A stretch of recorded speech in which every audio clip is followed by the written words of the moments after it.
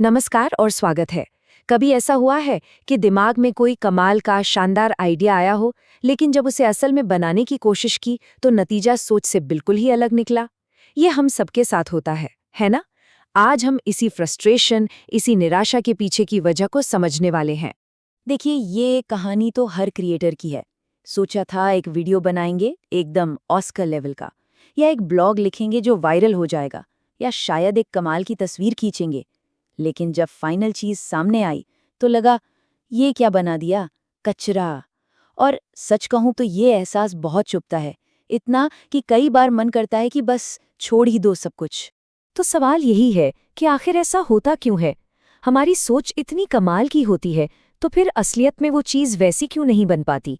आज हम इसी गुत्थी को सुलझाएंगे और इसका जवाब ढूंढेंगे। चलिए तो सबसे पहले इस पूरे क्रिएटिव डिसअपॉइंटमेंट को ही डिकोड करते हैं, समझते हैं कि आखिर इसके पीछे चल क्या रहा है। पता है, ये जो निराशा वाली फीलिंग है ना, इसका एक नाम है। इसे कहते हैं द क्रिएटिव गैप। और ये किसी भी क्रिएटर की जर्नी का एक बहुत बहुत ज़रूरी लेकिन उतना ही मुश्किल हिस्सा है। और इसके पीछे का लॉजिक भी ना बड़ा सिंपल है। इसको सबसे अच्छे से समझाया है मशहूर ब्रॉडकास्टर ईरा ग्लास ने। उनका कहना है कि हम लोग क्रिएटिव फील्ड में आते ही इसीलिए हैं क्योंकि हमारा टेस्ट अच्छा होता है, मतलब हमें अच्छे और बुरे काम की पहचान होती है। लेकिन एक लेकिन है, शुरुआत में हमारा जो हुनर है, हमारी जो स्किल है, वो हमारे टेस्ट के लेवल की नहीं होती। और बस सारी प्रॉब्लम की जड़ यही है।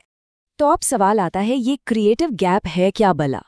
सीधी सी बात है, ये आपके जबरदस्त टेस्ट और आपकी अभी अभी शुरू हुई स्किल के बीच का फासला है। ये वो स्टेज है जब पता तो सब है कि बढ़िया काम कैसा दिखता है, लेकिन वैसा काम बनाने की काबिलियत अभी आई नहीं है। और इसीलिए इसे निराशा का क्रिएटिव फेज भी कहा जाता है।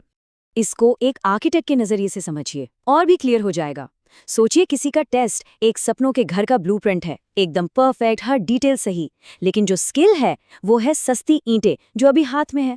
तो ब्लूप्रिंट तो आंखों के सामने है, पर उसे बनाने के लिए ना तो सही सामान है, ना ही वो हुनर। और यही जो गैप है ना, यही सारी निराशा की वजह बनता है। तो ठीक है, प्रॉब्लम तो समझ आ गई, पर अब सवाल ये है कि इस गैप को भरे कैसे? तो अच्छी खबर यह है कि इस खाई को पाटने के लिए एक पुल बनाया जा सकता है, और उस पुल के 3 मजबूत पिलर हैं। सबसे पहला और शायद सबसे जरूरी पिलर है, क्वांटिटी पर फोकस करो, क्वालिटी पर नहीं। जी हाँ, सही सुना। शुरुआत में हर चीज को परफेक्ट बनाने का जुनून छोड़ना होगा और बस काम को पूरा करने पर ध्यान देना होगा। जितना ज्यादा काम करेंगे, जितनी ज्यादा प्रैक्टिस होगी, उतनी ही तेजी से आपकी स्किल आपके टेस्ट के लेवल तक पहुंचेगी। दूसरा पिलर है 100 डे रूल। इसका मतलब है अपने पहले 100 क्रिएशंस, चाहे वो वीडियो हो, आर्टिकल हो या डिजाइन, उन्हें सिर्फ और सिर्फ प्रैक्टिस मानिए। जब दिमाग से ये प्रेशर हट जाता है ना कि हर चीज मास्टरपीस बनानी है, तो सीखने और एक्सपेरिमेंट करने की आजादी मिल जाती है। और तीसरा पिलर है एक ऐसा फीडबैक लूप जो कभी रुकता नहीं। सोचिए, आपका जो टेस्ट है वो आपका कंपास है, जो आपको हमेशा सही डायरेक्शन दिखाएगा।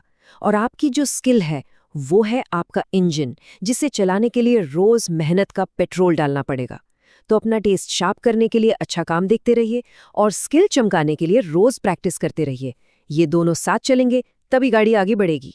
ठीक है, तो गैप भरने का तरीका तो पता चल गया, लेकिन ये एक लंबी रेस है और इसमें टिके रहने के लिए सही माइंडसेट होना भी उतना ही जरूरी है। और यहाँ हम सब एक बहुत बड़े जाल में फंसते हैं, तुलना यानी कंपैरिजन। देखिए, किसी के पहले दिन की तुलना किसी और के 1000वें दिन से करना बेवकूफ़ी है। वो इंसान अपना क्रिएटिव गैप शायद सालों पहले भर चुका है। फोकस सिर्फ और सिर्फ अपनी जर्नी पर होना चाहिए। इस लंबे सफर में टिके रहने के लिए कुछ मंत्र याद रखने होंगे। पहला, गलतियों को गले लगाइए, क्योंकि वही सीखने का रास्ता है। दूसरा, अगर अपने पुराने काम को देखकर शर्मा रही है तो ये अच्छी बात है, ये इस बात का सबूत है कि आप ग्रो कर रहे हैं। और तीसरा, और ये बहुत जरूरी है, एक बुरा पूरा किया हुआ प्रोजेक्ट एक परफेक्ट अधूरे प्रोजेक्ट से हमेशा बेहतर होता है। तो इस पूरी चर्चा से हमें क्या सीखना है? इसका निचोड़ क्या है? आखिर में बात बस इतनी सी है कि इस पूरे प्रोसेस को समझना होगा और इसके साथ शांति बनानी होगी। जिस चीज से सबसे ज्यादा फ्रस्ट्रेशन होती है, यानी हमारा अच्छा टेस्ट, असल में वही हमारी सबसे बड़ी ताकत है। वो हमारा दुश्मन नहीं, हमारा सबसे अच्छा दोस्त है, एक गाइडिंग स्टार की तरह है जो हमेशा हमें बेहतर बनने के लिए रास्ता दिखाता रहता है।